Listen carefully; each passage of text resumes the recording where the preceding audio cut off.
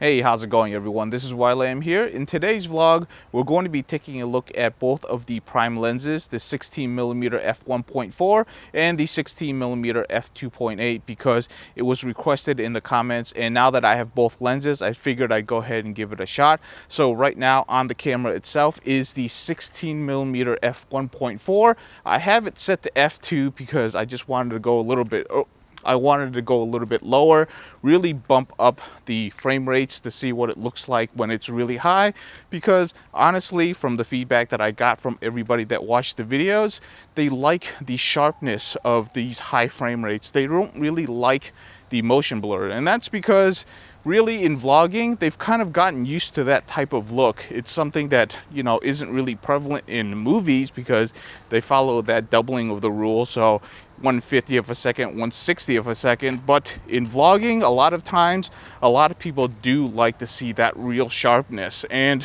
what I found is when I've looked at it on my smartphone, the vlogging videos, having a real high frame rate does look a lot better. So it's something that I can understand, and it's something that I kind of appreciate and I'm kind of with. So I really don't have a problem recording in high frame rates anymore because I can appreciate why people like it.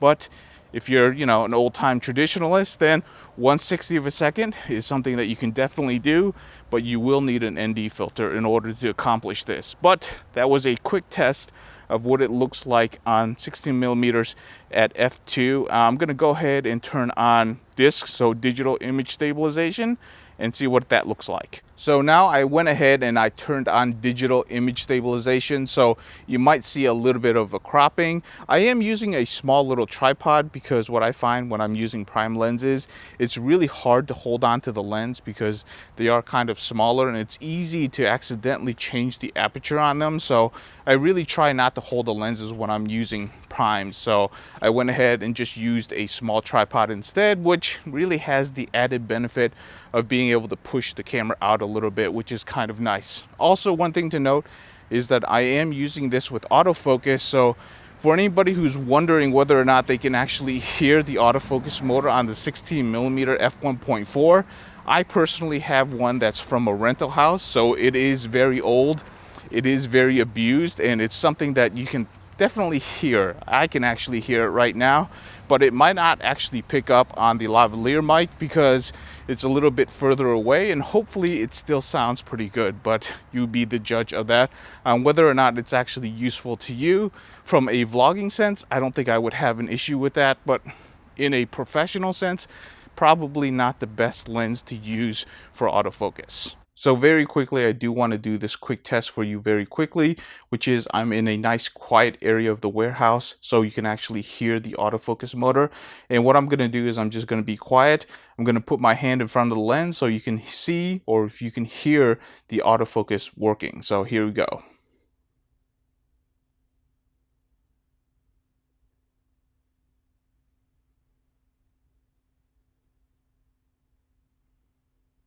So right now I'm at f2, so you definitely can see a focusing difference when I put my hand up in front of the lens or not. So hopefully you can hear the difference. Like I said before, I do have a very old lens, and this is from a rental house, so it definitely is on the loud side. So if you can hear it, then definitely don't use this lens. If you don't mind the noise for vlogging, then yeah, consider it. All right, so now we're on to the next series of tests. So this is the 16mm f2.8 at f2.8, and I have digital image stabilization turned off, and I'm just going to walk around to kind of show you the imagery that you can get from this lens.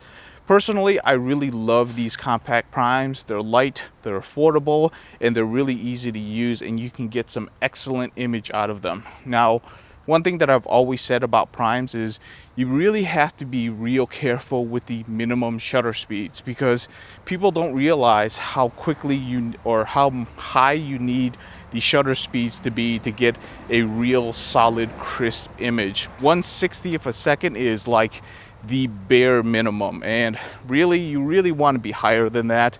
So it's something that you really have to think about. But once you get into a camera like the X-T4 or the X-H1, it really expands the ability of what you can do with a prime lens, because that minimum shutter speed can drop significantly lower, 1/15 or even lower for some people.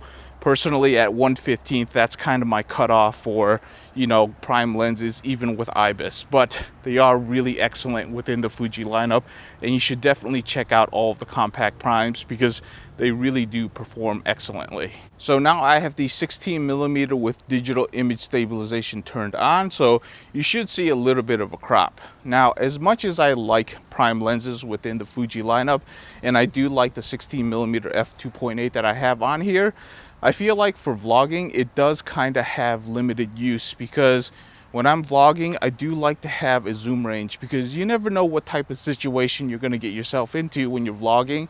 And having a zoom lens and not having to carry multiple lenses is really helpful, and it's just something that just makes your life a little bit easier. I do like the fact that the compact primes are super light and they're easy to use, but you know, it's very limiting. So it's not something that I find myself using very often, but I know that a lot of filmmakers love these compact primes because they're light, they're affordable, and they're easy to carry around, and they still give excellent image quality. So it is a little bit of a trade-off. It really depends on what you're looking for. I do love the compact primes, but I really use them for more static scenes. In other words, it's really not for vlogging, it's not for walking around, but if it's a scene like an interview, these compact primes are really excellent, and I really do love using them. So hopefully you see a difference. Definitely let me know which ones you like, which ones you don't like.